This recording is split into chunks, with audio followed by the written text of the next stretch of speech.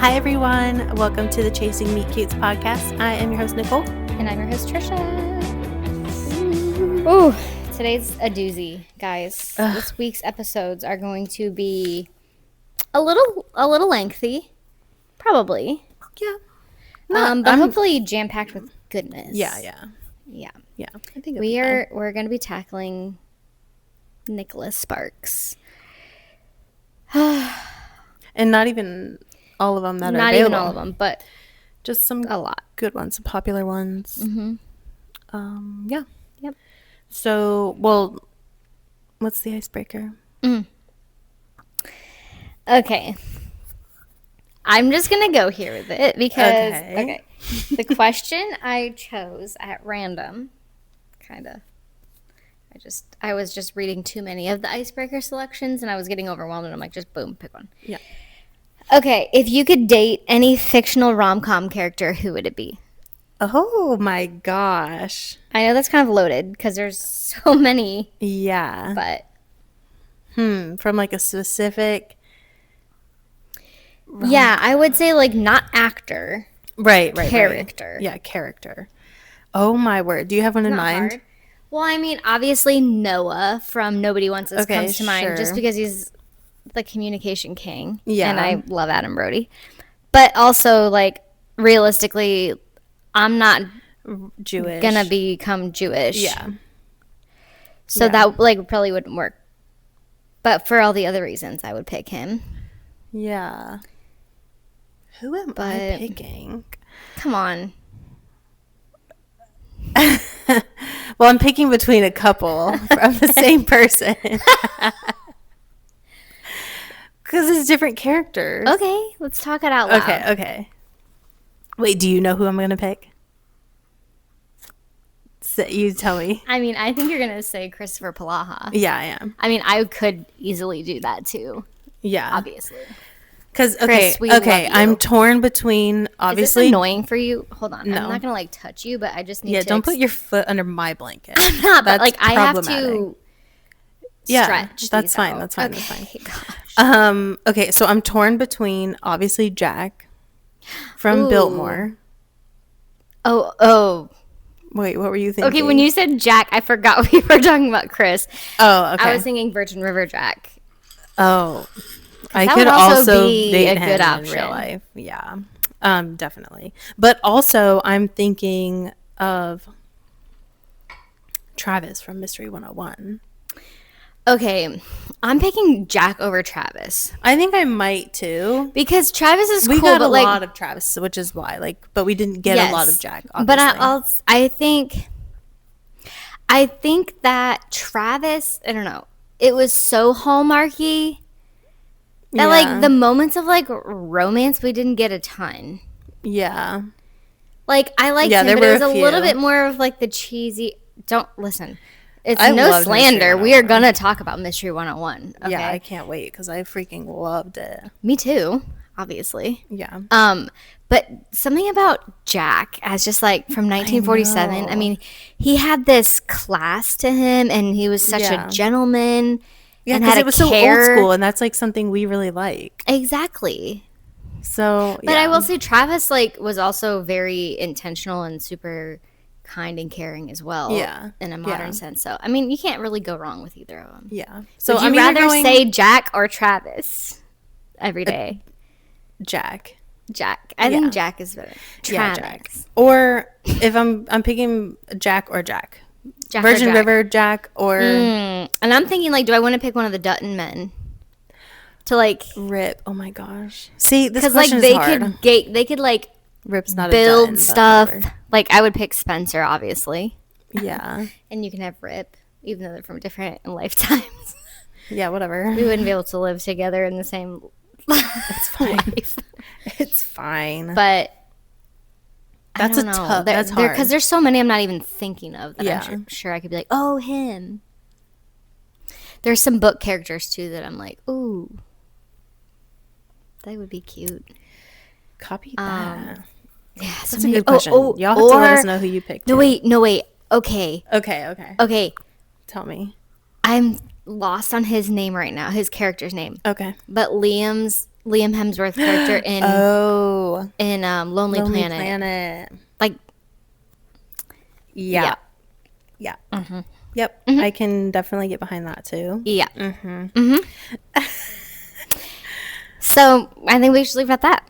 Yeah, there's a lot. So tell us yours. But wait. I gotta know what his name was though. Because, from Lonely Planet. Yeah, because like that's important. Names. Yeah, I'm actually surprised I don't remember because normally I do. Owen, Big O, the Big O. Yeah. Yeah. Okay, so what are we talking about? Oh my gosh, we're talking about Nicholas Sparks, remember? Yeah, okay. But what we got 3 movies we're going to focus on in today's episode, and then in Thursday's episode we'll talk about 3 of his other movies. And today we're going to be speaking candidly about The Notebook. We're going to talk about The Last Song, and we're going to talk about The Longest Ride. So, again, you're listening to hear our unfiltered opinions. So, just get ready. I really don't think that like they're that hot far. Of a take. Yeah, I don't think that it's that hot of a take, especially for The Notebook. But I didn't know that. I think it is, but I could be wrong. I think if we were talking 5-10 years ago, it would be an extremely hot take. Okay. I think that's been brought up before. Like our opinion is starting to be like more popular. Yeah. Okay. All right. But I think it could still be a pretty hot take. So yeah. Instead of speaking in code, let's just dig into The Notebook. Yeah. Do you want to give us some? I'm going to read a summary first, even though we all know what it's about. Also, my drink is gray, but don't judge it. No, it's packed with antioxidants and sugar. No, I made some homemade wild blueberry syrup this afternoon, and it slaps. So good. So we made lattes. Decaf lattes. Yeah, we did. Anyway, I'm so sorry. Okay, summary for The Notebook. The Notebook. In a nursing home, an elderly man reads a love story from an old notebook to a woman suffering from dementia, recounting the passionate romance between Noah, a poor country boy, and Allie, a wealthy young woman in the 1940s. Despite disapproval from Allie's family and years of separation, their love endures as they find their way back to each other. The story reveals that the elderly couple is actually Noah and Allie, proving that true love transcends time and memory. Wow. Okay, let's dive in. Let's. The old people parts are like boring. Meh. Yeah. It's fine. I mean, I don't really know like what else. I don't think there was necessarily anything more that we could have gotten, especially because she had dementia, but sad. I mean, it was just sad, heartbreaking. Yeah. But the only note I have about that in general is that it's a great representation of in sickness and in health till death do us part. Some people like multiple characters on Grey's Anatomy, they don't know how to follow that when someone gets dementia. Yeah. Richard. Anyway, Noah and Allie, which we never did figure out why they kept calling him Duke. Yeah, what is that? Somebody tell us, because like, did we miss like a reference in the old days where they're like, Duke, I mean Noah. Right. I don't know. Hey, I'm Noah, but my friends call me Duke. What? I don't know. I don't know either. All right. Okay, let's jump into the Noah and Allie we see most, which is the young version of themselves, starting when they were 17 and their meet cute, which was at the carnival. Yeah. So basically he just like sees her kind of off in the distance, and obviously she's very beautiful, so he's kind of just like taken by that. Yeah. And he wants to introduce himself to her, so he does. She's with a group of friends, so she kind of just like... She's from out of town. Like, she's in town for the summer because her parents have a summer house there. So he's kind of like, who is this girl? Mm-hmm. That's why he doesn't already know her and is so enamored with her. So she's kind of like, who are you? Like, no, I don't want to hang out Like, I'm with my friends and whatever. He asked her to dance, and she's like, yeah, no, not happening. Yeah, so cut forward a little bit. She's on the Ferris wheel with her... Is that her boyfriend? I think it's just like a date, maybe, or like some other guy that's interested in her that she's just... I don't think he's really anyone significant. Yeah, but anyway, so Noah, like, climbs onto the Ferris wheel, gets on their seat, like, in between them, and obviously freaks them out. Like, that's kind of crazy. Yeah. But he again asks her if she'll go out, and she says no again. Mm-hmm. So then he, like, obviously we've all seen this, climbs up, and he's hanging with both hands. She's still like, no, I don't want to go out. Then he lets go with one hand. Same thing. And she's like, fine, I'll go out with you. And it's like, that wasn't even good enough for him. He's like, no, I want you to say, like, I want to go out with you. Right. And obviously she does, so that he doesn't fall to his death. Yep. But yeah, that's basically the meet cute. And so the date that she commits to going on happens, and they are just kind of end up walking the empty streets together one night, and he's just trying to, like, get her to loosen up a bit and have a good time. And he's like, you just need to trust me, like, let's come, like, lay in the middle of the street. And she's like, what if a car comes? And he's like, just lay down with, like, the busy street, like, right? Yeah, there's no cars in sight, right?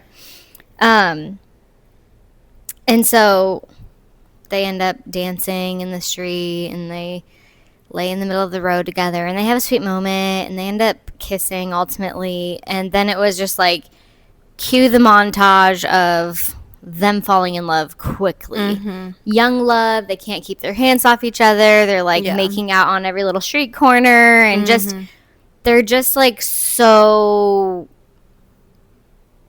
like this. Yeah. And it is sweet. It's cute. And you know, she rides her bike over to his house one night and kind of meets his dad there, and just kind of sees a little bit more of where he comes from and his humble abode, so to speak, that he's not a man of wealth, and he's working like a blue collar, like physical labor job. Yeah.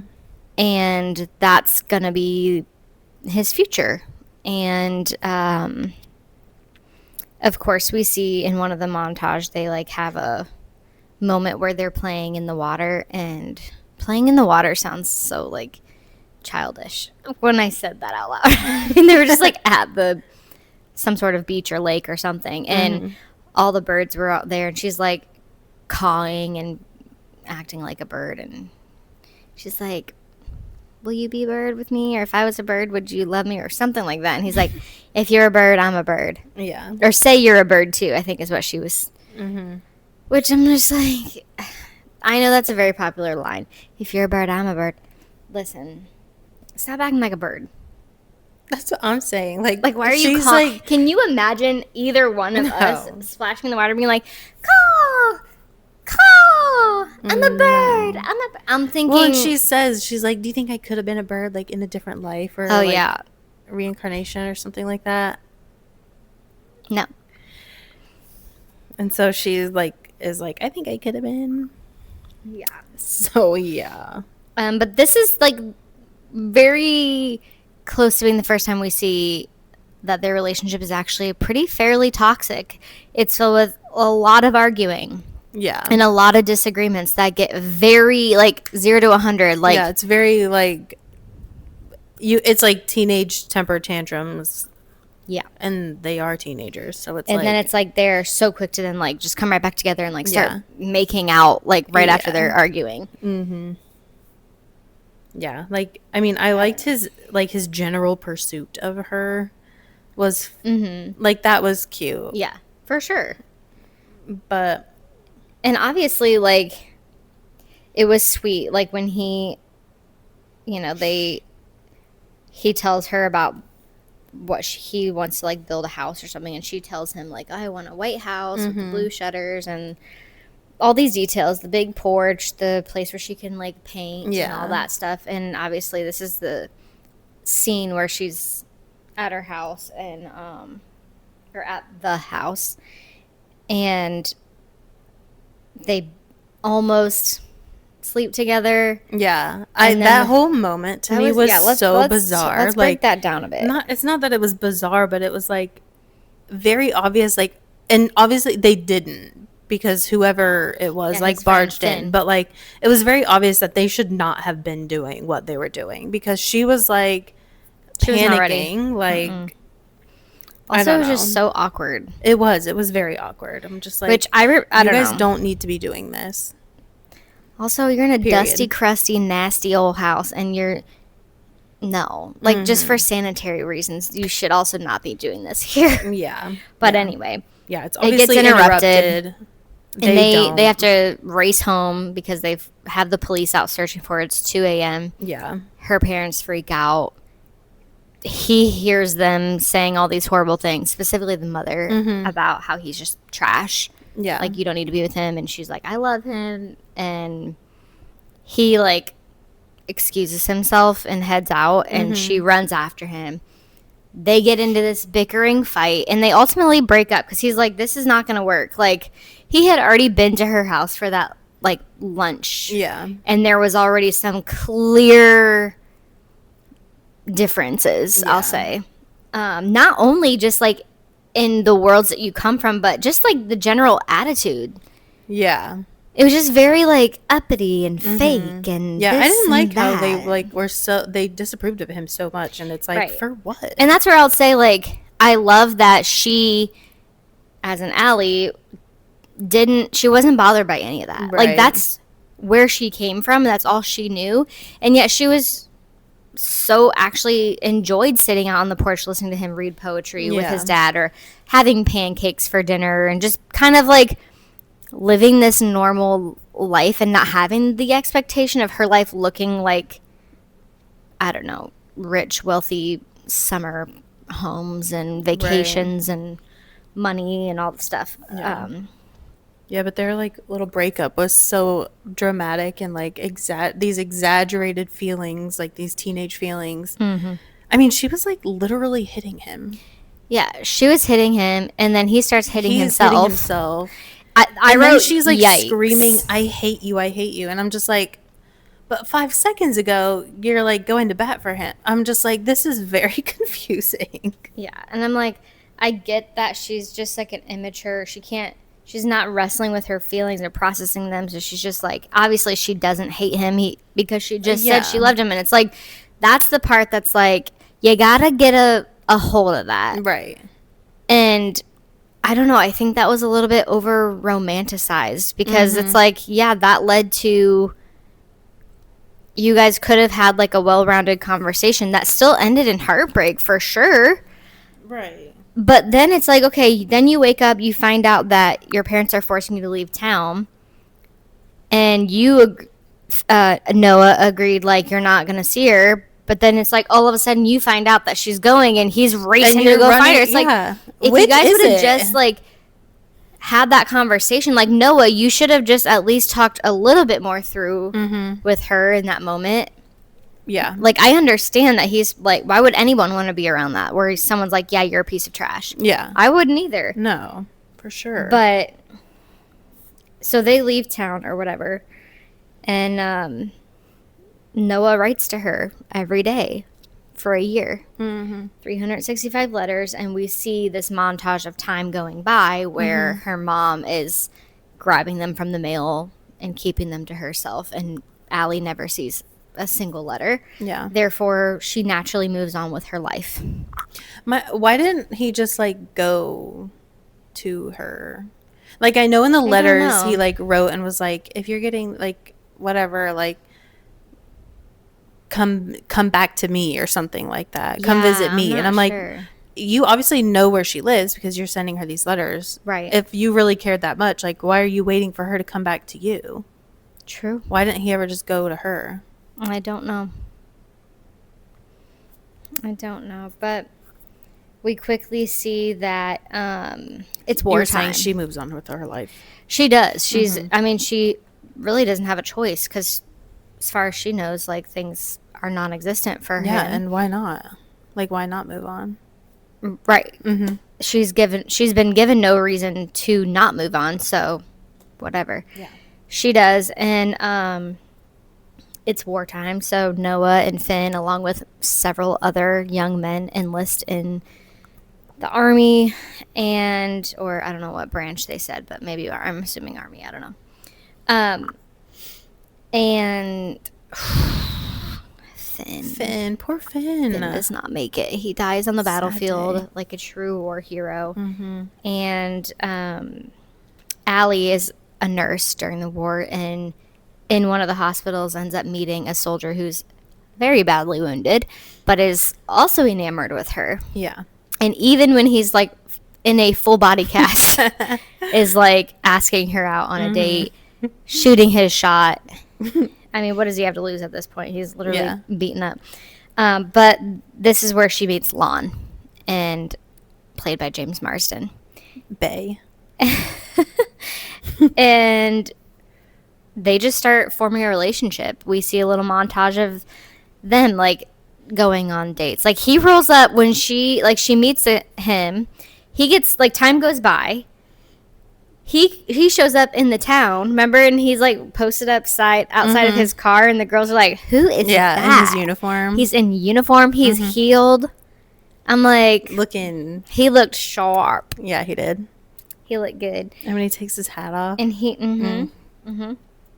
And so this is all going on. Her relationship with him, it's like developing quickly. Yeah. He's a businessman of some sort. I don't know, lawyer. He's in the cotton business. Oh, he's in the cotton business. Okay. And we see Noah is like, just like straight up getting drunk every night, building a house. Like he is lowly. It looks like he doesn't shower. He's not shaved in Lord knows how long. And he's sleeping around and dragging sweet old Martha Shaw through the ringer because he is still in love with Allie and cannot move on. No. Actually. Right. Which is another irritating thing to me, in my opinion. I literally have written down here, I was like, his ability to not move on is troublesome, but I think a lot of people are like, oh, that's so romantic. He never moved on. He's waiting for him. Like, but he also didn't go get her. That's my problem. Right. Yeah. He didn't. He didn't like, chase her you down. weren't being a leading. Like, you weren't leading. Well, yeah. I don't know. You wanted her to come back to you. But then I'm thinking, like, let's say even after like the first 4, 5, 6, 7, he's writing every day. Let's say a month of letters goes by, and I haven't received a response. I might assume she's not receiving them before I assume that she doesn't want to meet me. Mm-hmm. So yeah, I'm gonna like maybe look into that. Yeah. But I could also see where he's just assuming she is getting them and choosing not to.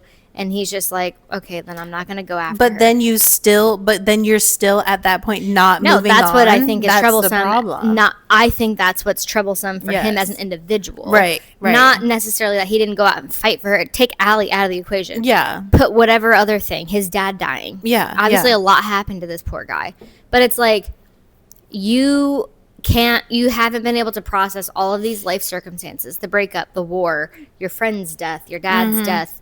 You're a loner loser, honestly. Totally. And you cannot move on. Like, that's a little concerning. It is. It is 100%. And I mean, again, he obviously has loads of talent. He built this beautiful home. Yeah.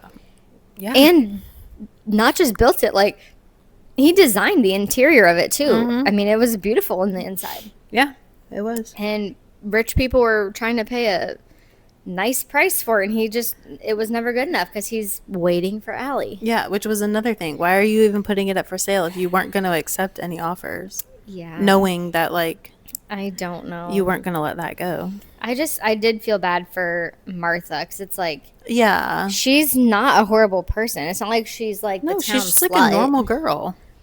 Right, which we come to find out later that like she's experienced her own loss and is probably in somewhat of a unhealthy, unstable kind of space in her life. But So basically, at this point, when Lon and Allie are engaged, she's trying on wedding dresses. She sees her announcement in the paper they're looking at, and she flips the paper over and sees the article that they wrote about Noah building this house, bringing this house back to life. Yeah. And he's there on the cover. And she literally passes out. She gone. Yeah. Which is like, to have that strong of a reaction to that. Like, I'm not gonna lie, like, they definitely had a connection that was like, of course, y'all should have. And it's hard because, like, they're 17 years old. They're obviously their brains aren't fully developed. I've been watching a lot of Dr. Phil lately, guys, and he always says that part of your brain that develops, I forget what it's called. Your frontal lobe? No, it's something center or something. I don't know, but that's the part. Cerebellum? No, that's like your. No, I don't know what it is, but whatever part develops, like, in those last years, like, right up until you're 25, 26, is the part of the brain that controls, like, outcomes. Like, that you can think about, this decision is going to have this consequence, therefore I may not want to do X, Y, or Z. Right. And it's like, so when they're 17 years old and they're toxic and they're arguing and they're fighting and they're leaving and they're being dramatic and they're writing letters and not responding or not going after. It's like, okay, they could have handled things a lot better at that young of an age to have a great, healthy relationship, but that's just not the circumstances that happened. Yeah. And obviously it's like, I think life at that time too, like in the country was just so different. Like, communicating in general was harder. So I don't know. I just think when she saw that news article, like, everything just came rushing back because she had moved on from him. I think that was like her being like, oh my gosh, I forgot I'm in love with this guy. Yeah. And then tell us about when she talks to Lon. Yeah, so she goes to see Lon, and she basically just tells him, like, I need a break. Well, first she says, like, I used to paint. Yeah. And he's like, okay. Like, I don't paint anymore. I don't paint anymore. And he's like, okay, so, like, you should paint. Like, if you want to do that, like, I fully support it. You should paint. I'm like, that was my reaction when she said it, because I'm like, just start painting. What? That's on you, girl. And also, it's like, if you never, when we talked about it when it was happening, and I was like, why didn't she just ever tell him? That she never even said it. If he never knew you painted, how can you be like, it's because of you that I stopped painting? Right. And he's like, I didn't know. Anyway, so she's like, I think I just need a break. Like, I need to go away. Like, have some me time, whatever it is that she says. But she's not being specific. No. And he's like fully supportive. Like, yeah, like, it's completely normal to, like, maybe be a little nervous before the wedding kind of thing. Like, yeah, like, go have some me time. He did say, though, he's like, should I be worried? And, and she's like, oh, no. And even about the cold feet thing, she's like, no. She was being so reassuring.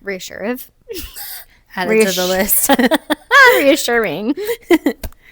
Yeah. And I'm just like, we're sitting here like, yes, you should be worried. Yeah, you definitely should be. And also, like, don't give him that reassurance if you're not actually sure. Exactly. You could just be like, I just need this time. Everything's going to be fine. Like, you don't have to say, I don't know. It was just like, because you know exactly what she says she's going to Seabrook. Yeah. But at this point, he has no idea about Noah. None. Like, at all. Yeah. And so she shows up, and oh, you know what I had written down? Like, obviously she goes to Seabrook, sees Noah, they're spending some time together, but then the scenes that we see present day of when their kids come to visit Allie in the nursing home or whatever, and they're talking with their dad about, like, hey, she's not gonna get any better, like, come home, we'll all take shifts, like, coming here. And he was just like, I'm not going anywhere. Like, your mother is my home. And I was just like, another example. He's like, this is my duty as her husband to be here right now. Right. And I just love that. Yeah, that was sweet.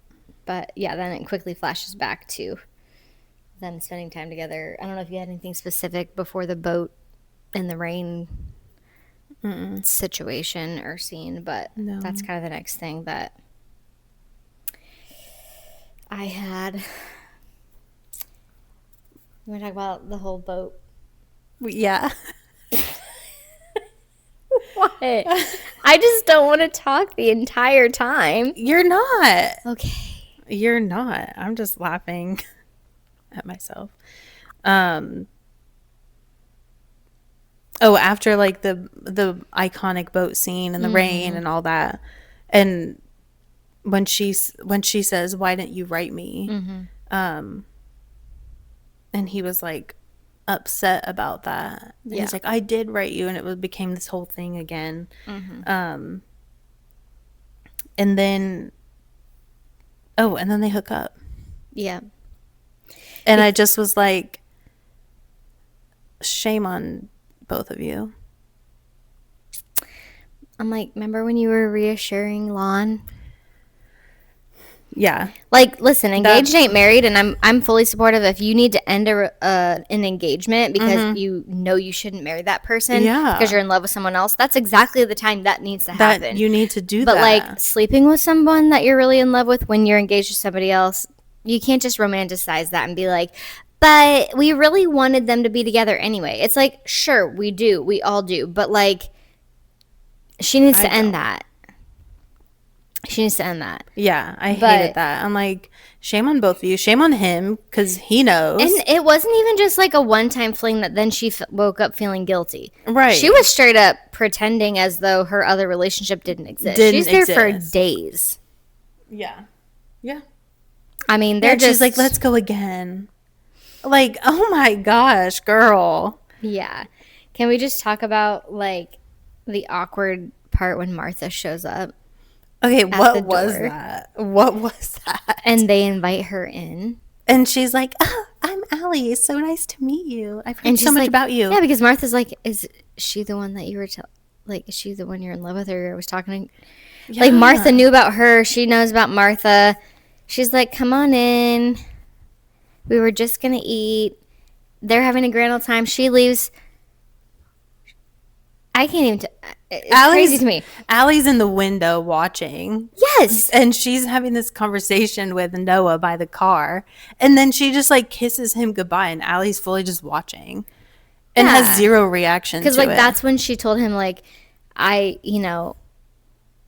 ever since I lost my husband, basically like I haven't felt like I forgot what it's like to have that. And seeing you guys together like makes me excited for something like that again or something like that. I'm like, this is so weird. You all need help. So weird. But I was so confused by that. Yeah, I had forgotten about that part. But anyways, the next day is when her mom shows up and the whole thing blows up as far as oh yeah, because she tells Lon's on the way. Yeah, basically. She tells Allie that Lon is on the way, and Allie is like, oh great, me, you, Noah, and Lon, happy little family. And I'm like, I know she's not getting mad at her mom right now. Like, right. Hello? Like, take some accountability, sister. Yeah. And the mom so much says that. Like, listen, I get it. The mom reveals, like, I've been there. And in fact, I was also in love with a poor country boy who was a piece of trash and chose a rich, wealthy man. And they kind of bond in that way. And she's like, but listen, I chose your father. And, like, I love him, too. And he's a good man. He's always cared for me and you guys. And, like, that's my choice. Like, I'm with him. I don't even know him anymore. Right. So, like, when they leave, she's like, Lon's up in town, like, at the hotel. You need to go address him. But also, like, I forget what she says is kind of general. But, like, I hope you make the right choice or something. Which is, like, honestly, that's what the mom needs to say. It has to be Allie's choice. Yeah. She's, at this point, she's clearly made decisions based on what other people's opinions were, because that's just how she's wired. Like that's been a thing for her and Noah since they were 17, is like, just do whatever, like, what do you want to do? Like, we get to that iconic scene here in a minute, but when the mom says, like, I hope you make the right decision, like, that might look different than what Allie's mom did. Right. And I think she's saying, like, that's okay, because, like, once I chose my husband, like, I cut ties and lost that opportunity to be with this guy that I was in love with. Yeah. And maybe there's a part deep down that she regrets that, but I made my choice. So, like, you got to make a choice, sister. You can't have both. And you can't drag Lon through the mud just because you're in love with Noah. That's not fair to him. Right. And that's what you've been doing, so you got to go clean up your mess. Yeah. Well, and she just blatantly lied to Lon about why she was in Seabrook, like, when he called the hotel, too. It's like, yeah, girl. Right. Yeah. But we then have that iconic fight scene, which I think is, you know, another toxic moment between them when he's like, what are you going to do? And she's like, I don't know. And he's like getting all mad. Like, what do you mean you don't know? Like, you came here, you slept with me multiple times over a course of several days, and you still don't know? Like, what do you actually want? You want to be with this guy, or do you want to be with me? Because if you go with him, fine. Like, I've lost you before. I can do it again, which is like, well, you didn't really recover from that well. But whatever. Like, basically make up your mind. Like, what do you actually want? And that's where that whole moment comes in. And I see and understand Noah's frustration, because Allie's the one that's, like, wishy-washy. Yeah. Right. But then he also, like, gets mad that she didn't immediately choose him. Right. So it's like, okay. She's fully engaged. Yeah, she, like, ultimately chooses to go back, not just to have a conversation. with Lon. Right. But, like, he gets mad at that, too. And it's like, okay, you just said if it's him, go. Right. Anyway. Yeah, so she... Do we see the conversation with Lon? Yeah. Yeah, because he said, like, he tells her basically, like, I don't want to have to, like, force you to be with me or something like that. Like, I don't know. Which, like, his overall reaction to what she was telling him was, like, so great. Calm, mature. Couldn't have handled it better. With grace. Yes. Not fiery outbursts of arguing and anger. Yeah. Passion. It was great. Like, I will marry Lon. Screw you, Allie. I'm telling Jack. Whatever. But that would be the love triangle in the 40s. Yeah. Lon, Jack, and Nicole. We may have to change your name. To what? Something like more 1940s-esque. Okay. But we ultimately see that she shows back up to Noah's house and gets her luggage out. He comes down. They stay together. Okay. Then we see the final moments of the current day old couple, and Allie remembers for like a few minutes. They embrace and hug. Sorry, dishes are done. And then they die together. They do. But I think, like, I wrote down, and I said it to you yesterday when we were watching, but I'm like, all of the cutesy stuff that, like, Noah was doing for Allie with, like, the painting room upstairs, like, when he put it, he set it all up and did all these cutesy little things for her. I was like, all of that is so just, like, nullified or, like, tainted by the fact that, like, she's cheating on her fiance. And I'm like, I just was like, this is not cute. I don't like it. Yeah, I think it's not sweet. It's not romantic. The fact that he didn't have respect for Lon either. Yeah, I hated that. Not only Allie, but to be like, hey, you're engaged. Like, you gotta, I love you. I want to be with you. But like, this can't happen again until you figure that out. Because, like, I'm not going to be that guy. Right. That's how he should have handled it. That's exactly how he should have handled things. Even if they made the mistake in a heat of the moment. The passionate moment takes over. They make a mistake, and then it could have just been handled so much better. And it was frustrating that that's like the affair of it all was romanticized. Exactly. So I'm not a fan of that component. Again, I like the movie. It's a sweet movie. It's not his best movie, Nicholas Sparks. I mean, it's not his movie. It's based on his book. But you know what I mean? Yeah. I think for a long time, people just were like, that was like Noah and Allie are goals. I'm like, actually, they're not. No, if anything, Lon and Allie are goals.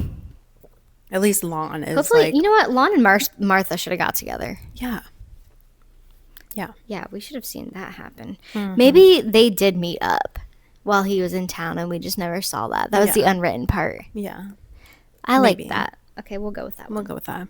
What's next? Okay, the next thing we're going to jump into is the last song. So I want to read some. When rebellious teenager, I don't know why I just took like the most gigantic breath. Okay. When rebellious teenager Ronnie is sent to spend the summer with her estranged father in a small beach town, she reconnects with him through their shared love of music while also falling for a local boy, Will. As their romance deepens, she learns the truth about her father's terminal illness, forcing her to grow and heal.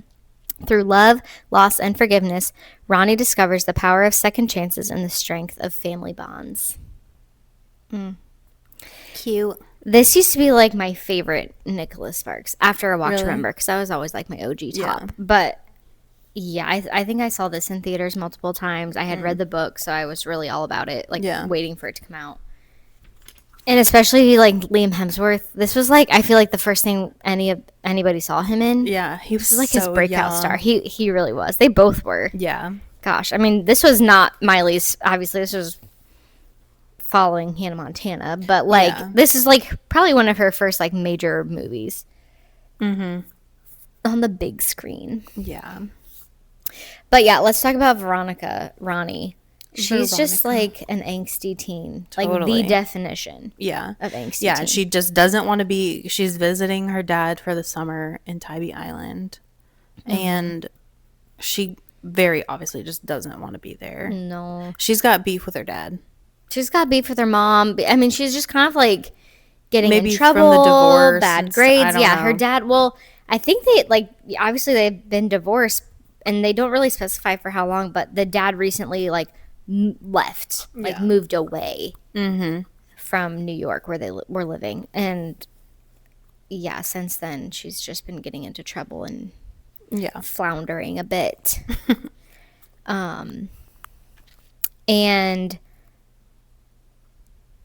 then we have Will, who is just the sweet Southern boy, local, volunteers. Yep. Volunteers at the aquarium. Yep. Works at some mechanic shop and is wealthy as crap. Yes, we do learn his that. parents are. Yeah. But their meet cute is she's just kind of like on the beach. It's obviously summertime, so there's a ton of people on the beach doing whatever, playing volleyball, which is what Will was doing with his friends. And she like gets a strawberry shake and is just kind of walking around. And then they somehow, like, the ball is going towards her and he smashes into her by accident and spills her shake all over her. And he, of course, is like very apologetic, like, oh my gosh, I'm so sorry. Let me get you another one. We can get you a new shirt, whatever. And she's just like, he straight up leaves the volleyball game. Yeah, he's like, whatever. But she is completely uninterested. Like, go away from me. She's dressed in like all black, jeans, combat boots on the beach. Yeah.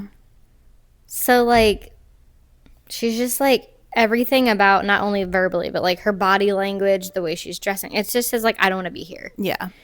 But they keep bumping into each other, like at different things. Like she kind of becomes friends with this girl who's a piece of work. Yeah, she's really a bad influence. Her name is Blaze. Well, she has an actual name, but she goes by Blaze.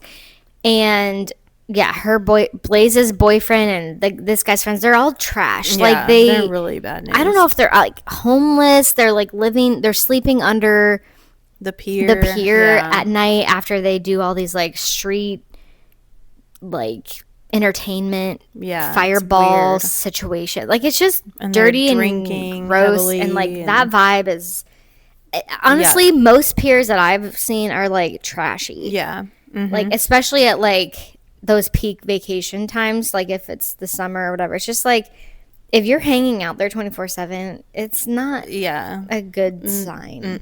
Not a good look. So they find themselves at some like carnival or like something on the pier that's, I guess, I don't know if it's there all the time. I don't know. We've been to Savannah many times and not gone to Tybee Island. I know. So we need to do that next time. But anyways, she bumps into him because clearly Blaze's boyfriend, what's his name? Not Carl. Earl. I don't know. Earl? I don't know. The boyfriend in that group has some beef with Will and his friends, and they're kind of like getting into it. And then she's with them, and she walks by him, and they kind of make this like eye contact, but they don't really say much. Yeah. And I don't know. The next thing I have is when she ends up seeing like the turtle's nest on the beach behind her dad's house. Yeah, she sees these raccoons, or a raccoon, during the day messing with the sea turtle nest, and she's like wanting to save these eggs because obviously the raccoons are killing them. So she wants to save them, but is having a difficult time doing so. She like posts up at night to like try and keep the raccoons away, but it proves to be difficult. Yeah. And she calls the aquarium to be like, hey, I need some help. I need some advice. Like, tell me what to do, kind of thing.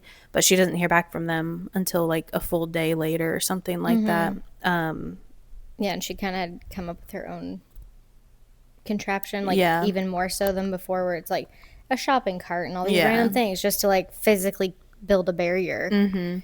But Will ends up showing up to this sea turtle egg site while she's sitting there, and she's like, you're kidding me, like you work at the aquarium?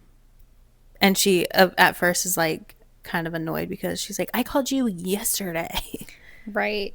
But yeah, so he's the one that's gonna help her. When he was like impressive like thing, and he's like, except for when they get out, they're not like, when they hatch they won't be able to get out, and then they'll suffocate and die. And she's just like, okay, like I do need your help, so like let's do this. And I thought it was cute how he just like posted up with her on the beach too, just like because she was literally sleeping out there. You know what I kept thinking about this whole time? I was like, what a time to be a teenager. Yeah, you can just do that. Yeah, she was like, all I'm doing here is like hanging out with my dad and like walking the beach every day and like guarding sea turtles at night. I'm like, how horrible. Yeah, your life sucks. Yeah.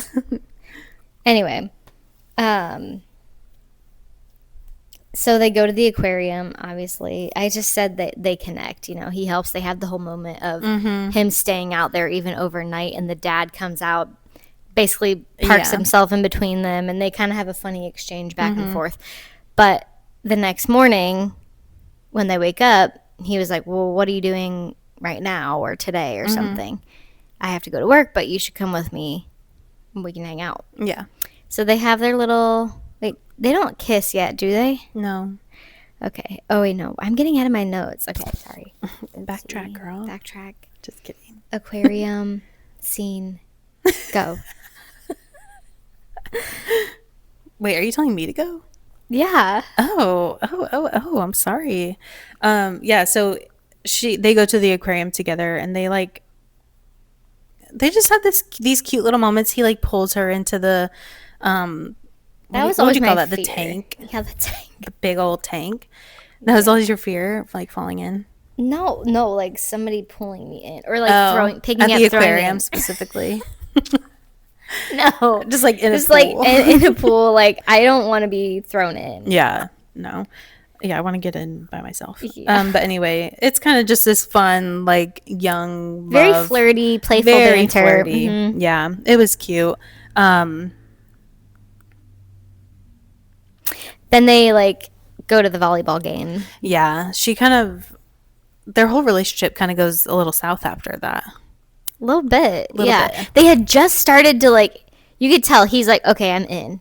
Yeah, like I got in with this girl. She's no longer like down her walls. Yeah, she's no longer pushing me away so hard. Yeah, and she shows up to the volleyball game, and I think he's already playing. Yeah, and this tramp named Trashly.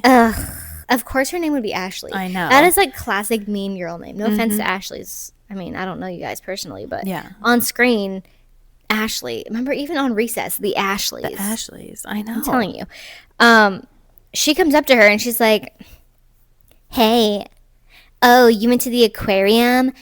Just so you know, he takes all the girls there or something like that. Yeah, like don't feel special. Yeah. He does that with everybody.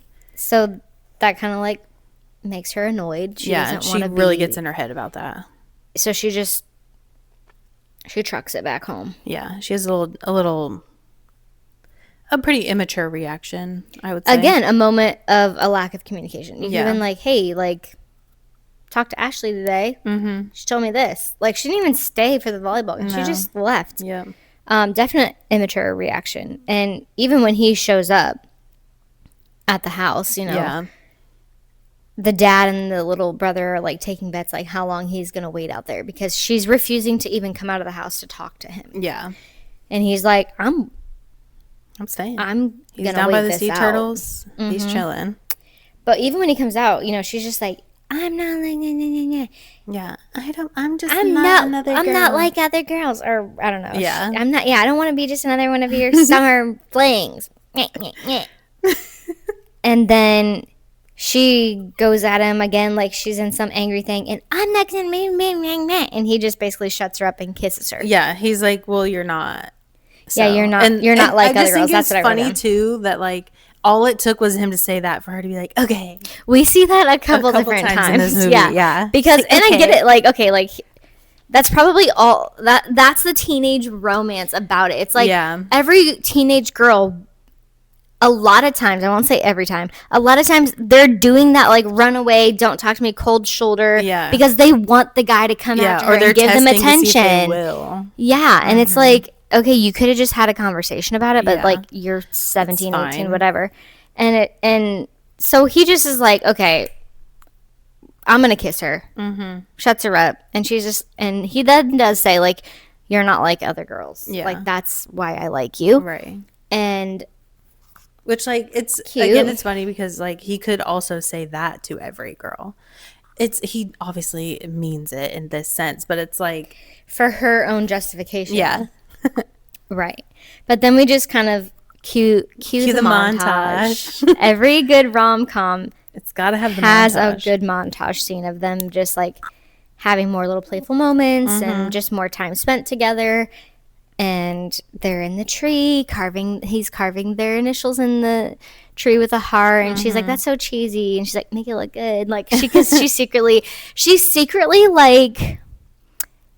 like a hopeless romantic. Yeah. Even though she has this hardened exterior, like I'm this like hardened girl who is angsty all the time. But the next thing I have was the truck singing cringy moment. Oh yeah. Did you have something before that? No, I don't. Okay. No. I just think I think like it's one of those things. Like I'm just like they're like, okay, we have Miley Cyrus, she's a singer, let's give her the spotlight for a second.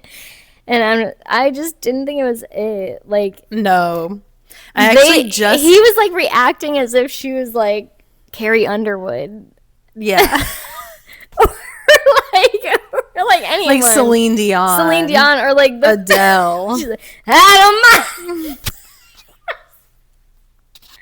She just like Plus, like, it's a Maroon 5 song. Like, okay, that wasn't going to show her best talent. No. Anyway. And I'm like, you also have an amazing talent already. Totally. Like, I don't know. It was just funny because he was the way he reacted. Yeah.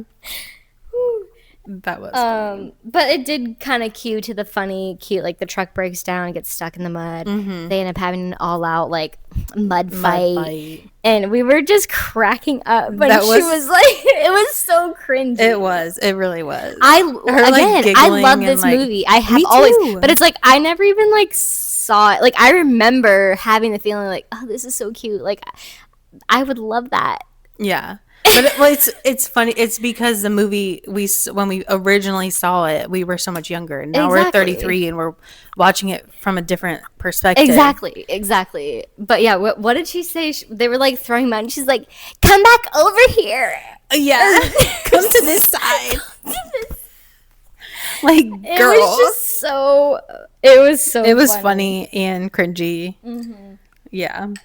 And cute. Like, it was very, like, teenage playful cute. Like, that's totally what they should be doing. Yes. Yeah. No actual hate or shade. No. It was just a little, it was funny. Yeah. But we come to find out that his parents suck. No, they actually don't suck. No, I just was going to say that I was going to bring up the Wormslow estate. Yeah. I wasn't going to go to No, I know. I was just interjecting. We learned that they own the Wormslow estate in Savannah. First of all, pause. Comment below if you guys have ever been to Savannah, and if you have, what your favorite thing is there. And also, have you ever been to Wormslow? And that's like, I don't know, 15, 20 minutes outside of the historic district. Yeah. But you have to go because this is actually where it was filmed. Yeah. And they have like the movie poster in the museum part. Mm-hmm. And the very first time we went, I hadn't known that or made the connection. Yeah. And we're driving down. I'm like, this looks exactly like that part in the last song. And then we walk in and I'm like, oh my gosh, I knew it. And it's just as beautiful. Honestly, it's more beautiful in person than the way that it's portrayed in the movie. Yeah. But it's the you don't get romantic setting. Yeah, and it's cool because in the movie you actually get to see the house that's on the property. Right. Like when you go to the Wormslow estate, you can't really see the house from the road. Oh no! So it's kind of like tucked back, but so at least in the movie you get to see it. It's worth the money to go drive down the road and do the museum and take pictures and all that. It's definitely worth it. Totally, it's so beautiful. Yes, being able to see the house up close or the estate was so cool and truly beautiful. But yeah, she's like, wait, what are we doing? Like, you're rich? She's like, this is your house? You didn't tell me you're rich. Yeah. And now she's like freaking out that she has to meet his parents, which he thought they were going to be gone. And turns out they came back early. Covered in mud. So she's like having to meet his parents in that state. Yeah. But I mean, the mom was nice enough. Like, she brought some clothes from his sister so she could change. They hosed themselves off outside. Like, yeah, it started off okay. Right.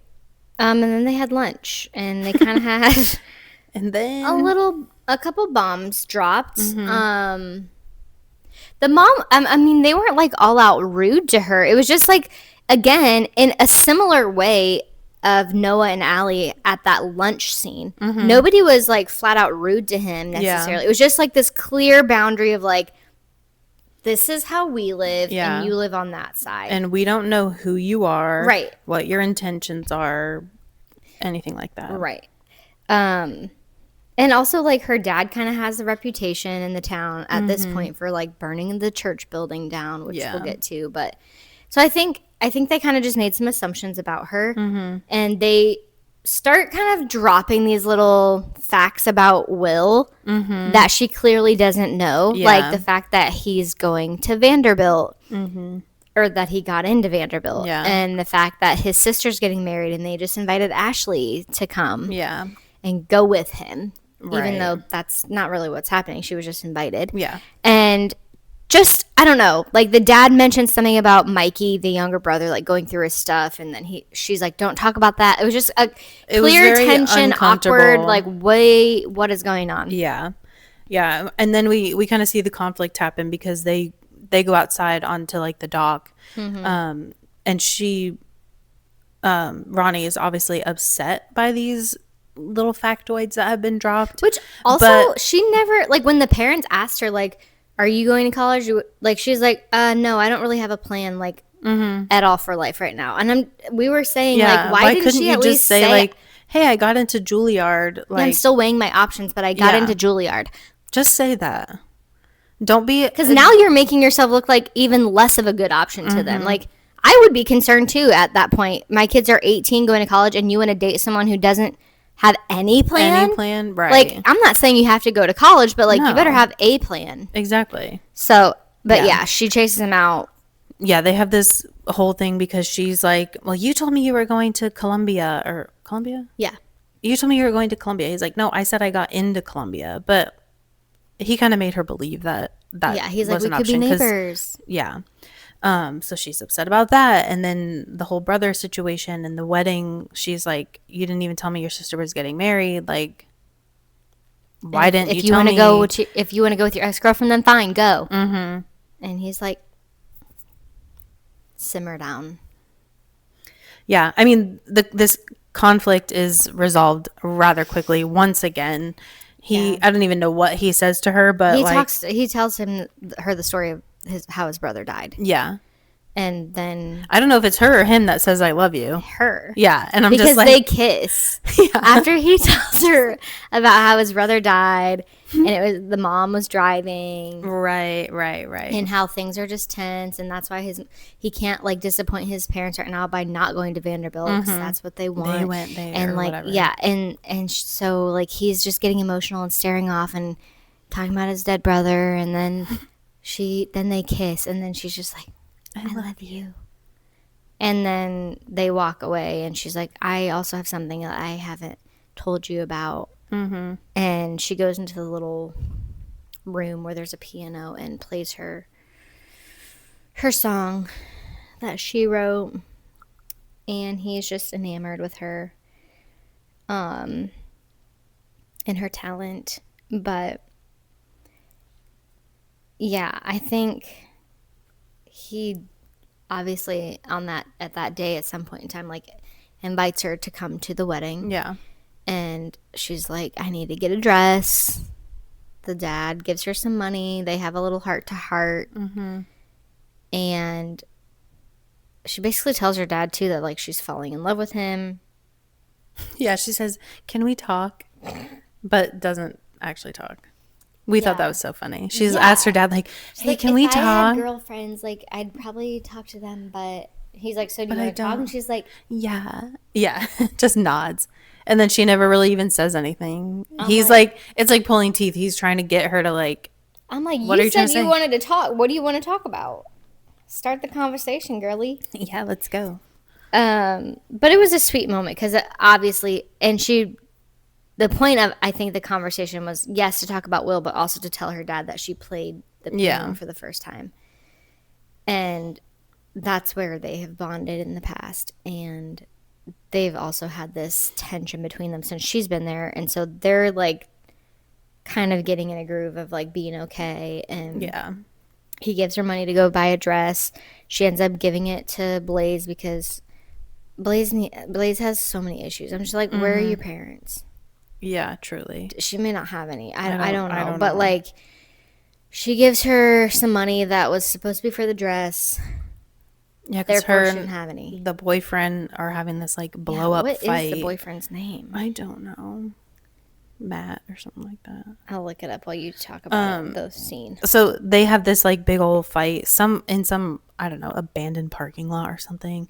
And Ronnie sees it and just gives her this money because she knows, like, obviously she's not in a good spot, but now she doesn't have money for the dress. Right. What's the name? Marcus. Mm-hmm. I was close with the M. Mm-hmm. I'll give it to you. Yeah. But anyway, so Ronnie goes back home. She's, like, digging through her drawers trying to find a dress or something to wear, which obviously she's not going to have anything to wear. No, not for a wedding at the Wormslow estate. Yeah, sorry. But then her little brother Jonah decides to give her some of his savings. Mm-hmm. And they go dress shopping together. Which another was cute. classic scene, trying on dresses of all the crazy ugly ones until she finds the exact right one that she ends up wearing. Yeah. But yeah, it was very cute.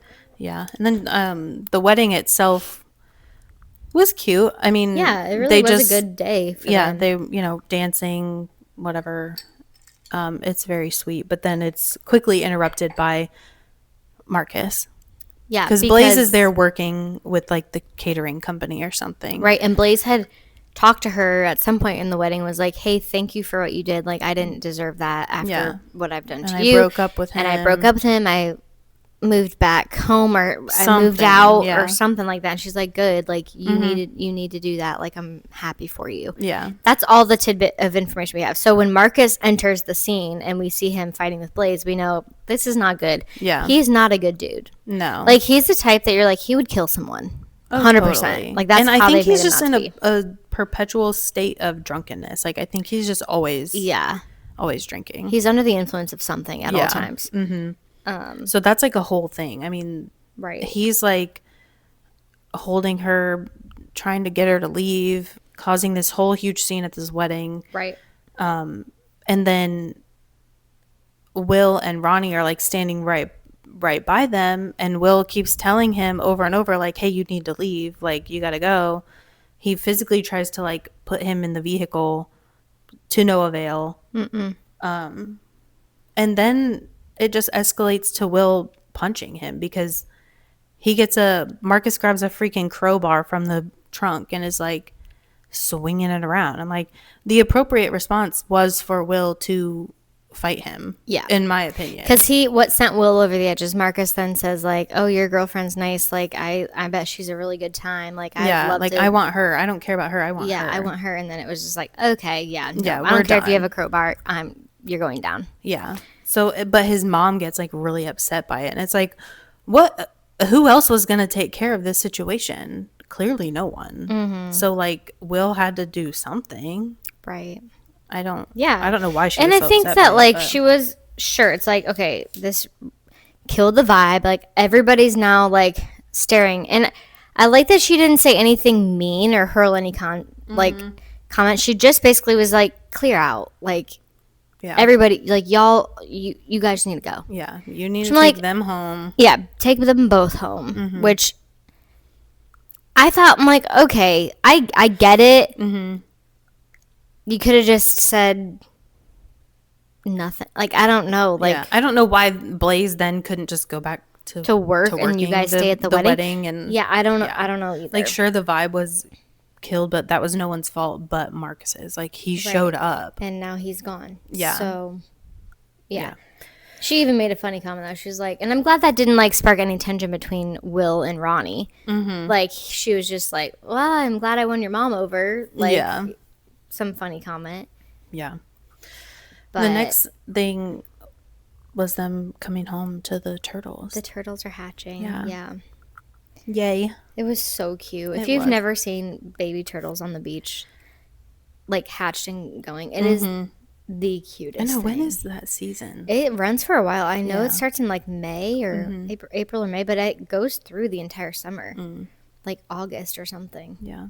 Could be different in different areas, but down here we need to see if we can find any. Yeah. Like, if there are any. I went, there's a beach like down south. Not like that far, but I went a few years back with Seth and Dana and Shelly and Amando, and we were out there. Like, somebody recommended that particular beach because there was a bunch of nests, so you could walk up and down. There was no guarantee, but it was like, hey, they could hatch at any time. Yeah. And so we saw a bunch of people down there with red lights, because like the only light you can have is if they are hatching, like, they need to be able to follow. So you can't like have your phone flashlight out and distract them. So, but we saw like one or two making their way, and it was the cutest thing ever. But anyways, so they're caught up in the turtle moment, and then the dad collapses in the back. Yeah. And that starts. He's like hacking up a lung, and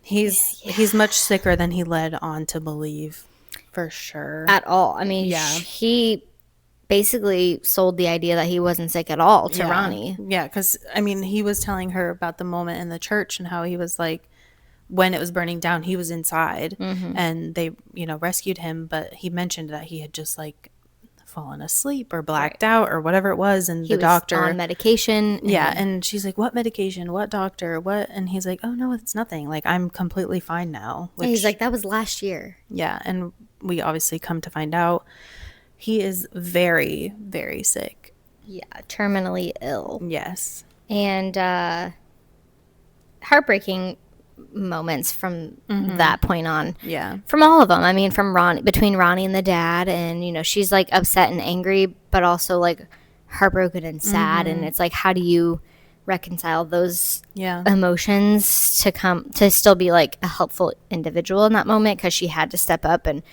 be with Jonah at the house, and seeing Jonah emotional and sad was like, this kid deserves an Oscar for those tears. I'm sorry. I know, my gosh. He wasn't giving us just tears. His whole face was red and swollen. Yeah, I'm like, he's like, what did this poor kid have to think about to get to this point? Or did they like, I don't know. Did he like sniff some black pepper or something? I mean, he was I don't know, but he was really selling it. And it was so, I mean, it was the moment that always gets me is like when he's freaking out because he's trying to work on finish the stained glass, and he's breaking things and he's sobbing and he's like, Dad, no, me and Dad were doing this, not you, me and Dad. And he's like, I have to finish it so that he'll get better. And I'm like, oh my gosh, it was heart-wrenching. Yeah. And of course, during this whole process, Will is right there the whole time, just being the supportive king that he is. And then the whole, we've kind of like knew bits and pieces about this situation with the fire, that Will and his friend know what happened because they were there that night. Yeah. Yet nobody's ever cleared the air that it wasn't whatever her dad's name was. Dad, yeah. It wasn't him at all, in fact, but somebody else started the fire and he was just happened to be inside. Yeah. And they never came clean about it. And so Will, at this point, when he was so sick, went to his friend and was like, you got to tell him. Like, if you don't, I'm going to tell him. So, like, they sit down with the dad, tell him, and they were going to say, like, hey, we're going to go confess. Yeah, we're going to go tell the police. He was like, don't do that. Like, that's going to ruin your life. That's what we said, too. We're like, he's dying. Like, what does he care? Right. Who? And it ultimately was an accident. It wasn't an act of arson. Right. And so I think that changes it. And, like, if someone was, like, personally, like, let's burn this thing down. Yeah. Okay, maybe like you should like learn from that. But it wasn't that type of situation. So the dad kind of took the high road and was like, listen, people are going to think that. And that's just, it is what it is. That's fine. And like, thanks for telling me, but we're good. Yeah. And both of them were like, thank you. Like, that was so great. Well, Ronnie overheard that conversation. Yeah. Blows up at Will. Again. I can't believe you didn't tell him. You knew how... Like, he thought he did that, and he's so sick, and yeah, totally overreacts again. And it's like, okay, you saw how your dad just reacted. Why can't you mirror that? And I'm like, reaction? Remember when you stole? Yeah. Yeah, remember that when you made mistakes and people forgave you? Right. Right.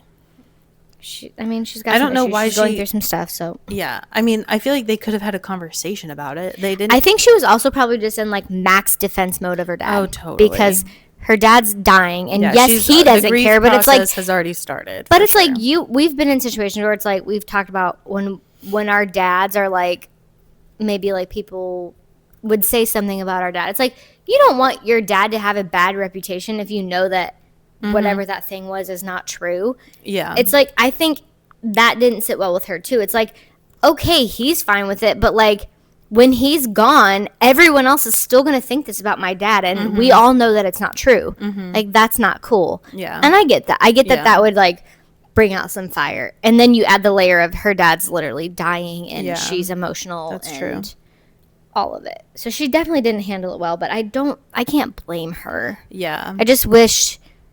It also just the timing of it wasn't great because obviously he had to like go to college, and so it's not like they got to really even come back and have a conversation. It's like they were just physically apart too then. So right. Yeah, I mean, then obviously her dad does pass away. And we get to the funeral. And Will shows up like late, but he gets there just in time to hear her play. Yeah, so she's like about to play the song that her dad was writing that she had to finish, and he shows up and she sees him and kind of just lights up. And so does the church, glass. The stained glass. And she's like, "Hi, Dad." Yeah. But after the funeral, she thanks him for coming and just tells him, like, you know, it really means a lot and that she appreciates it. And then I guess he just goes back to the house with her. No, he leaves because the pastor comes in and is like, "Oh, I have someone for you to meet." And then she turns back around and he was gone. And she was just back at the house, like, packing some stuff up. Her mom was, like, about to leave and kind of gave her this, like, spiel about, like, hey, everybody makes mistakes. Like, Will, blah, blah, blah. And then she's packing things up, and she sees that he's just standing out there. Because remember, I was like, is he going to, like, come knock on the door? Yeah. Are you just hoping that she's going to see you? But she does see him, and she goes out there, and they both apologize to each other. And then they kiss. He's like, you know, so the woman I love can watch me make a few more mistakes. That's why he's going to go to Columbia next semester because she decided to go to Juilliard after all. Yeah. And so they kiss. That would have been so dumb for her not to go. I'm sorry. Right? Like, that's what else we were like. Imagine you get into Juilliard without even applying. Yeah. Because they've been watching you since you were young. Right. And you still say no. Yeah, that would be insane. Crazy. Insane. But cute moment. It's one of those couples like we talked about a couple weeks ago about, like, would they break up or not? I don't know. I feel like they could be at risk for breakup. But then at the same time, I'm like, they kind of experience a lot of life together at the same time. So I'm like, they did get a good, like, glance, a good glance/insight into. I thought you were going to say glimpse. That's what it was. Oh, okay. That's the word. Okay. I was like, wait, you like say glit and then pause, and I'm like, I think that was the right word. What did I say after that? Glance. Glance and insight. They got a glimpse of some, like, of how, like, from her perspective, like, she got a really good glimpse into how he would respond in a major life-altering situation. Like, he was so supportive. Yeah. That's a really strong indicator. That is, for sure. I feel like maybe they would last forever. Maybe. I think they're together still to this day, and they probably have a couple kids. Yeah. Even though we know that they didn't last in real life, unfortunately. But, you know, I don't blame him. What can you do? You know? Yeah. So, unfortunately, he's with someone else and probably really happy. Yeah. Unfortunate for us. Right. Okay, what do we got next? The one we're going to talk about is The Longest Ride. And this was the favorite of the three that we watched. Yeah. Every time I see this or say it, I want to say I'm sorry. The Longest Yard. Because that's another movie. Yeah, I know, but that's what I want to say. Yeah. Instead of The Longest Ride. The Longest Ride. Okay, so college student Sophia and former bull rider Luke fall in love despite their vastly different worlds. But their relationship is tested by Luke's dangerous career and Sophia's artistic aspirations. When they rescue an elderly man, Ira, from a car crash, his past love story with his late wife, Ruth, helps them navigate their own struggles. As past and present intertwine, Luke and Sophia must decide if love is worth the sacrifices it demands. Now, I don't know why it said it was former bull rider, because he's definitely currently. I think it's just because, like, he had taken a season off. Yeah. Because he was injured. Right. But when we see him, he's literally he's not former until the end of the movie. Correct. He then becomes retired. Right. Okay. Right. So we have Luke Collins, the bull rider, family rancher, good old cowboy. Southern gentleman. So cute. Very cute. Handsome. Yeah. And then we have Sophia, a college art student, sorority girl, goes to Wake Forest. Super sweet, nice. Mm-hmm. normal girl. Yep. And their meet cute is at one of these like rodeo PBR events. I don't know. Mm-hmm. And her friend drags her there, essentially, like has to pull her away from the computer and talks her into going. And after he like rides, he ends up giving her his hat or something. He like hits the fence and it falls off, and she grabs it and keeps it, and she like is like, hey, to give it back to him, and he's like, no, you can go, like you can keep it. And I'm like, yes, I no problem, I will keep that. Yep. But then they meet again like at the bar later that night. Or they run into each other. Into each other, and so it's like a meet cute on top of a meet cute. Right, because they didn't really get to like talk much in that initial exchange. But yeah, then she was like, oh, I should probably give this back to you. And he still was like, no, like it looks better on you.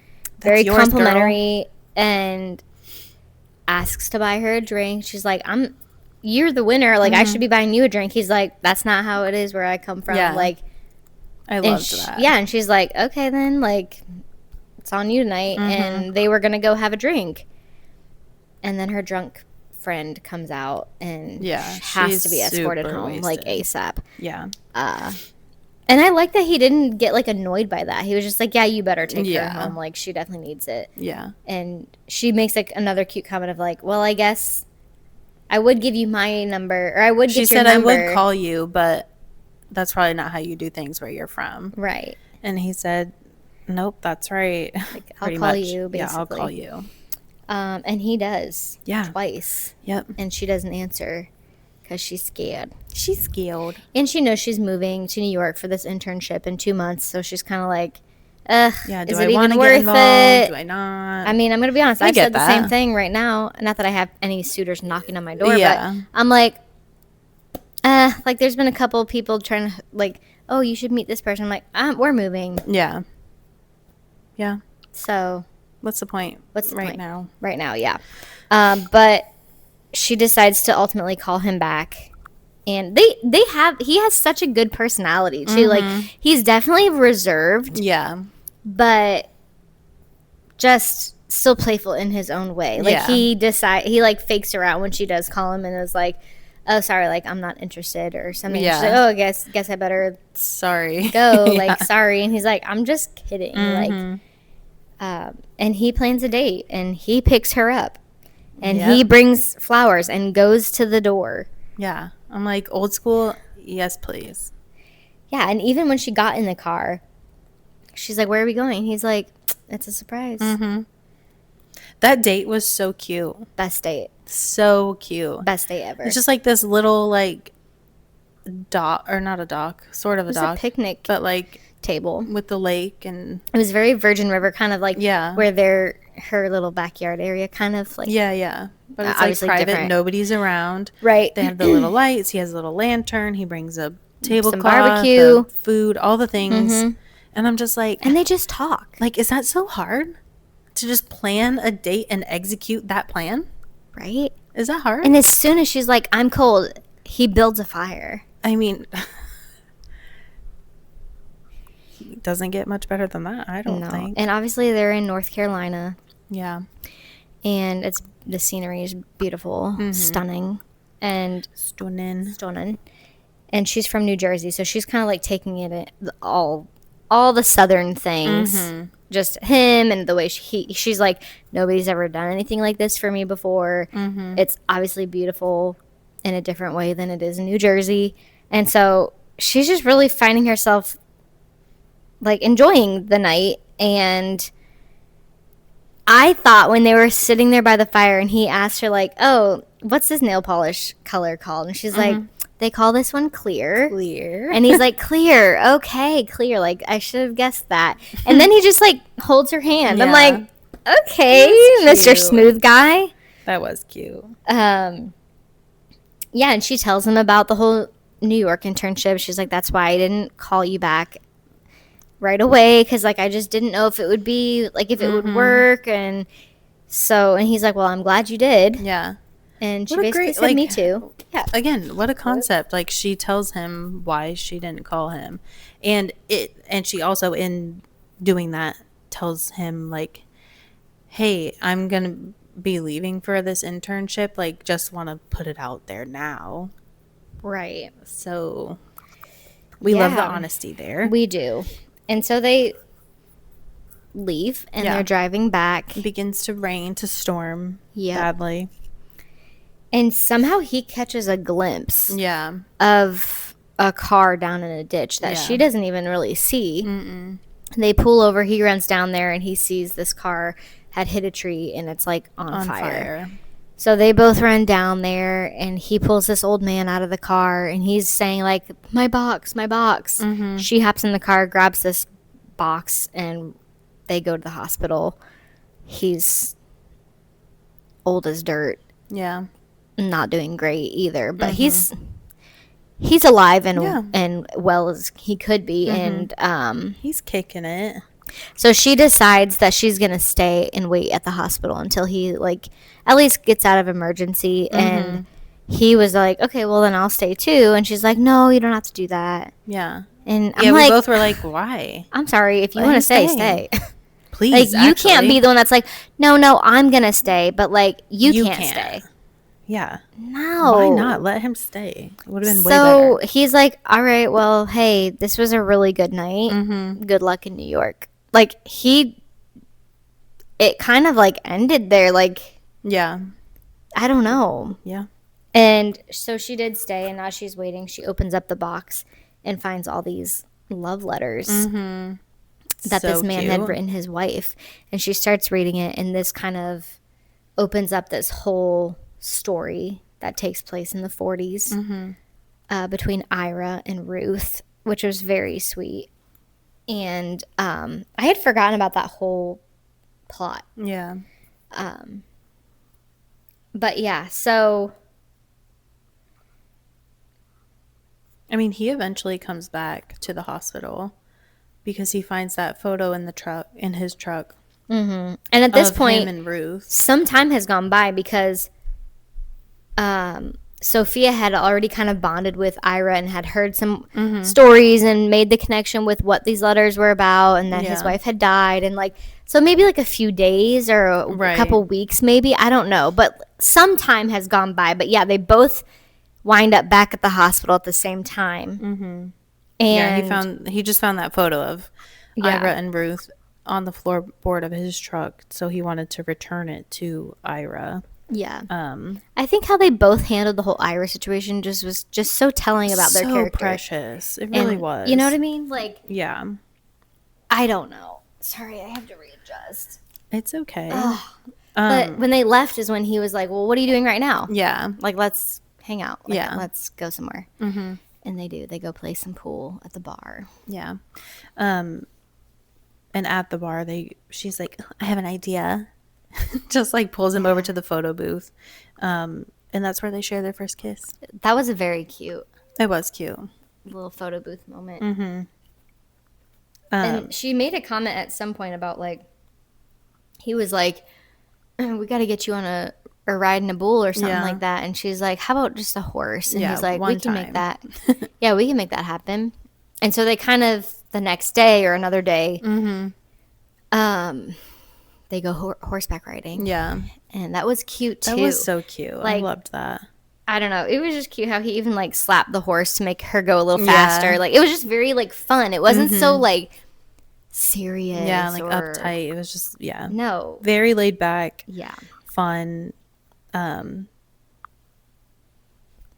just have, the next thing I have is when she, like, fell in the water. Yeah. She's like basically challenging him to a race back to the barn, and she like turns around to go run, but she like falls between the bushes into this little lake pond situation. So they have to go inside, and she needs to change because she's obviously soaking wet.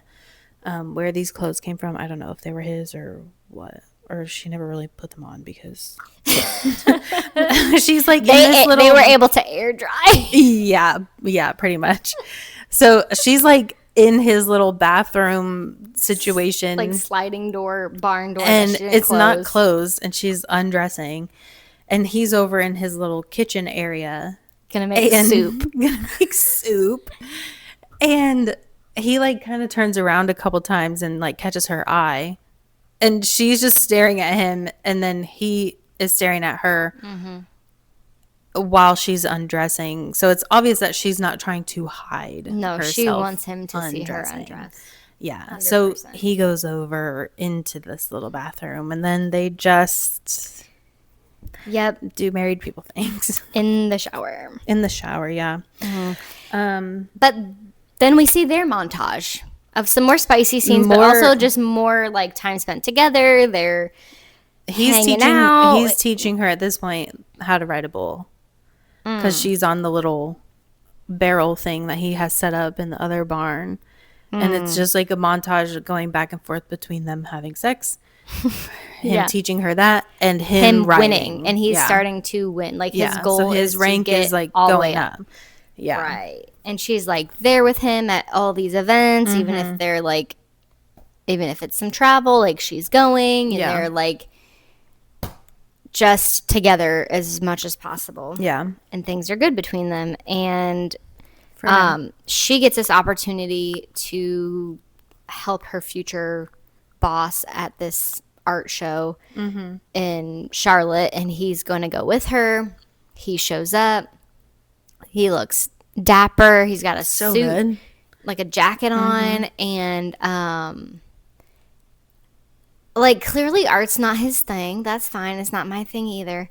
But at the end, her boss is like, hey, like, so are you into art like Sophia? And he's like, not really, no. And she's like, so what'd you think of all this then tonight? And he's like, honestly, there's a lot more BS than where I come from.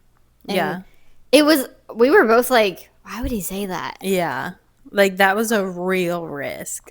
Even if you feel like that, you could have said something general, like, it's not usually my thing, but it was actually pretty cool. Yeah, like, you guys put on a great event. Yeah, great event. Great event. Yeah. I mean, the boss, she does laugh at it. And then after, like a good beat goes by, I'm like... Yeah, she laughs at it. Sophia's face is... mortified. Yeah. But then she tells Sophia, like, oh, I like him. Like, you should keep him. Right.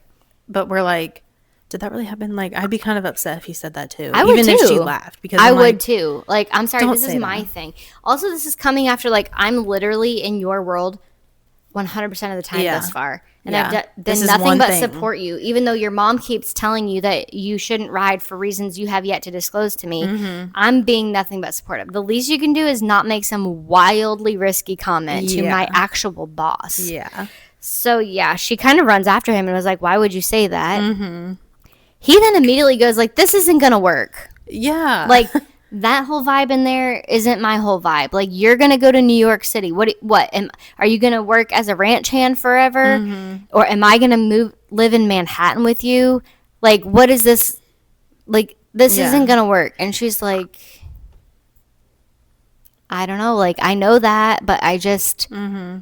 Which is just interesting because they've obviously both discussed this prior. She brought it up early on. These things it's not new information. No. And now all of a sudden you're like, this isn't going to work. Right. Yeah. And they don't really spend that much time apart though. Like, even after that night, like, it still showed them, like, sharing a bed together. Like, they were still around each other, but they had this moment of conflict. It wasn't like a breakup necessarily. Yeah, sort of. Kind of, but like not, I guess. Yeah, because we see him get hurt again. Right. Yeah. And she gets the call when he's in the hospital. Right. And decides to miss this. She was just going to go to New York for a weekend. But it was almost time for her to go for the internship. So when she decides to go to the hospital and not go to the weekend trip, she also then tells her boss, and I don't know, like, if and when I'm going to be able to do this internship. Yeah. Which is basically her saying, like, I'm not going. Yeah, like, I need to be here. Right. So she goes to the hospital, and he's even like, hey, sweetie, what are you doing here? Yeah. She's like, what are you doing here? You're in the hospital. I'm here because you're here. Exactly. So, like, what's going on? And he's completely downplaying the injury, like... Thank God the doctor was in the room. Yeah, the doctor is like, I don't know why you're downplaying this or, like, downplaying the severity, but, like... And then he starts talking to Sophia. Like, yeah, you need to tell your friend. Because he's like, you cannot ride anymore. Like, this is, you're done. Right. And he just wants to believe that, like, you don't get to decide that. I do. Mm-hmm. But it's like, okay. When it comes to head injuries, sir. Yeah. And I'm sure a slew of other 100%. But, like, the head injury specifically, like, you're not. When they showed the clip of his original injury that, like, caused the major problem, he was, like, flipped and then hit and then kicked and again. His neck was, like, all bent. So, like, he shouldn't have really even come back the first time he came back. Like, he should have retired at that point. But his whole thing is, like, I have to win because you obviously win money. Mm-hmm. And he needs it to support the ranch so that his mom, you know, because his dad is not in the picture. Yeah. He needs his mom to have a place to live and, like, thrive and keep the support. Ranch going for the family. So that's, like, his motive. But it's also, like, this personal drive that he has, like, ingrained. Like, his dad was a writer. Like, I don't know. It was just this, he had to keep doing it despite what everyone in his life was telling him. And when they get back to the house, she's like, I'm sorry, like, I'm so sorry that, like, you can't ride anymore. And he's like, well, and she's like, you've got to be kidding me. Like, like, you're not seriously thinking about riding again. He's like, doctors aren't always right, like, whatever. And she's just like, I'm sorry, I can't do this anymore. Like, I can't be with someone who every time they leave or walk away, like, they may not come back or they're going to end up in the hospital or hurt. And she's like, I didn't go to New York for you. Like, I chose to stay here and not do my internship for you. And he's like, well, I didn't ask you to do that, which is true. Right. Like, you can't just you can't throw that in my face all the time. Like, you made a choice. Yeah. And that has consequences. But he was, you know, she's just frustrated at him. Well, it's just, I think it was the lack of, like, appreciation for her making that choice. And this, the sacrifice that she was making. The sacrifice, because he's like, well, I'm not giving up bull riding. Like, yeah. And that's where we do see the breakup. And she goes running right to Ira, precious because angel. She's just like, I made all these sacrifices and I still ended up breaking up with him.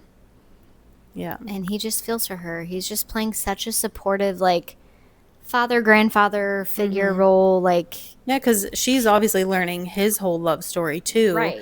And how, like, some of it is parallel to hers. And he's explaining, you know, the sacrifices him and Ruth had made. And they had, you know, almost broken up and or did break up, whatever. Come back together, that sort of thing. So.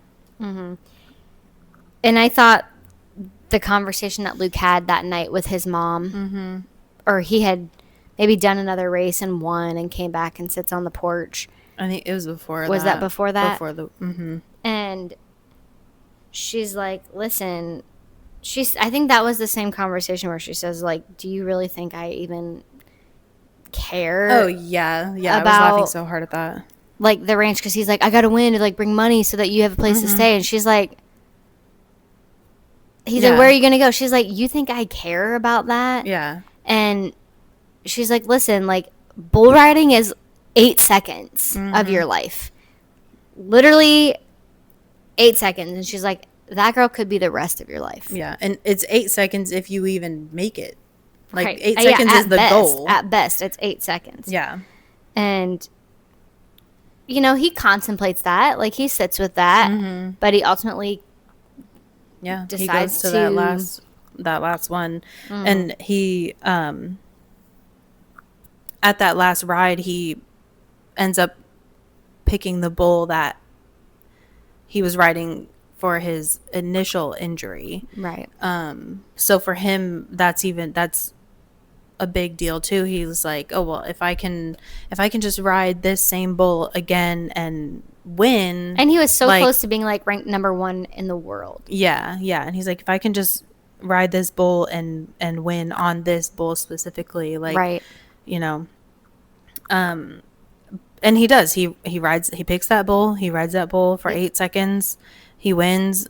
And I think, like, at the end there, he realizes, like, nobody's there for him. Yeah, he's looking around where she had been previously in the stands. But what we were saying, it's like, not only is Sophia not there, but, like, your own mom's not even there. Yeah. You have nobody here. And also, I think he realized, too, that, like, I won it all. And yet I'm still left feeling empty. Yeah. Like, I thought that if I got to this point, I would feel like on top of the world. I've got it all. Like, I have arrived. Yeah. And that just wasn't the case. And he just was like, he had already at this time, you know, Ira had passed and extended a private invite to this art auction for him and his wife's art collection. He, you know, their power of attorney or whatever called Sophia, invited her personally to come and sent him a letter inviting him to come. So obviously they both show up, and he arrives late because it looked like he was in the same outfit almost. Yeah, that he came from. Like, he came right from winning and was in the room, and nobody's bidding on this initial artwork because it's just from a random kid that we realize is Daniel, this little boy that they had raised at one point. And he drew this picture or painted this picture of her. And but it wasn't like they had so many big named artists in this collection. Andy Warhol's, Jackson Pollock, whatever. And so nobody was bidding on this. Like, this thing is dropping. It gets to 600, and then Luke is like, 600. Yeah. She's like, what? And sees him, and he wins that. He goes out to cash out, essentially, and she goes out there to talk to him, and they explain, I don't know really what they said, like, he just explained to her that he was done riding. Yeah, he basically said, like, everything I want is in front of me right now, meaning her, Sophia. Yeah. Yeah, he basically said what you already said. Like, I realized even though I did win on this bull and, you know, all the things, like, I realized, like, everything I want is right here. Because when he said that too, she, like, I won on this bull and I did it, and she's like, that's because you're the best. And he's like, no, like, that doesn't matter. Yeah. So it was just so cute. They obviously, like, make up, they start kissing, and they're like trying to get their attention because they had stepped out of the room to have this conversation. So the one woman's like, we need you guys, sir, Mr. Collins or Luke, we need you. And they're like, not right now, because they're like in the middle of like kissing. And they're like, we need you right now. So they walk in, and everybody in the room is like having a kerfuffle. Yeah. Like, it's chaos. And he's like, what is your name, sir? Tells him his name. And then basically says, whoever there was a stipulation in the will that whoever purchased the first portrait, or the portrait of Ruth, gets the entire collection. Yep. And so obviously they were taken back by that because the collection is worth like millions. Yeah. And everyone was like, how much do you want for this? Right. I'll write a check right now. Right. And so cue to the future, a year later, I think it said. Yeah. And she's working in this museum. Yeah. The Ira and Ruth, whatever their last name was. Levinson Museum. Art museum. And it's stunning because it's like obviously a brand new $1 million building. Yeah. All the art is displayed. She's managing a gallery, which is what she wanted to do anyway. And it's clearly in the same area. So Luke picks her up. He rolls up in his upgraded new truck. And he picks her up. She goes to lock the door. They both have wedding rings on. And yeah, he's like, how's the museum? She's like, great. How's the ranch? Great. And then they drive to like the Black Mountain College or whatever it was. I don't know. I don't know if it was that, but which is where a lot of this had taken place for Ira and Ruth's story. And they just like have fun together. They sit together for a while. They read one of the letters, and they're just like, I don't know, they're just spending time together. And then they run and jump off the dock into this little water, and she's like, what took you so long? Which that was an interesting way to end that. But, yeah, I agree. But they live happily ever after. They're never breaking up. That's how I feel about this. Yeah. I agree. They're married, so yeah, it would have to be something bad enough to mean divorce. So I don't think they'll get there. Yeah, me neither. I really liked their story. Of course, we could go into Ira and Ruth, but again, there was so many parallels between them and the sacrifices made. But ultimately, they chose to stick it out with one another. Yeah. And one thing that Ira made after, Ruth he wasn't able to have children. She really wanted children, but said, that's okay, I want to be with you. Got to a point where she's like, I actually do want children, I'm leaving. Comes back. Right after they have that moment where she comes back and they choose to stay together, he's voicing over or writing in the letter while we see this montage of them like hanging more art in their home. And he's like, we decided to focus on the positives of what we did have in life instead of like giving any attention to what we didn't have. Yeah. And I'm like, that is such a good perspective for people to have. Thing, but it's difficult at the same time. Because it's like, sure, acknowledge those things. Like, that's a big issue, not being able to have kids and like the tension there. Like, I'm not downplaying that. Yeah. But like, when the time came and they had to make a choice, like, we're already married. Right. So like, we can't keep harping on this. If you're choosing to stay and I'm here and this is the scenario, like, we got to focus on what we do have because we have a great life together.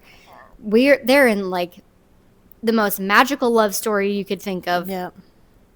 And also, that was really good. I think that this and The Notebook, writing love letters is a lost art that needs to come back. Yeah. I want to receive a love letter, love letters. When he was like, I wrote Ruth a love letter every day, even when we were married together. And living together. And I'm like, that is so sweet. But anyways. That was cute. Yeah, Noah and Allie, toxic. Ronnie and Will, I think they're healthy. Some of it was toxic. But they're teenagers. Yeah. And Noah and Allie were too, but then they were adults and they were toxic. Still. Yeah. And I don't think it was toxic at all. No. For Sophia and Luke. I agree. But 3 great movies. We're going to continue the Nicholas Sparks conversation. What do you want to say the 3 that we're talking about? Sure. We're going to be doing A Walk to Remember. Safe Haven. And gosh, I don't want to. Oh, it's not even on that, but I can't remember. Oh man, Safe Haven, A Walk to Remember, Dear John. and Dear John. I have some thoughts on Dear John as well. I've never seen Dear John, so oof, good. Although she spoiled it for me. Parts I did. Yeah, I didn't realize she hadn't seen it, but oh well, it's only a matter of time. Yeah. But anyway, so stay tuned for that episode on Thursday, and thanks for listening and watching. I know this was a longer episode, but hopefully it was enjoyable.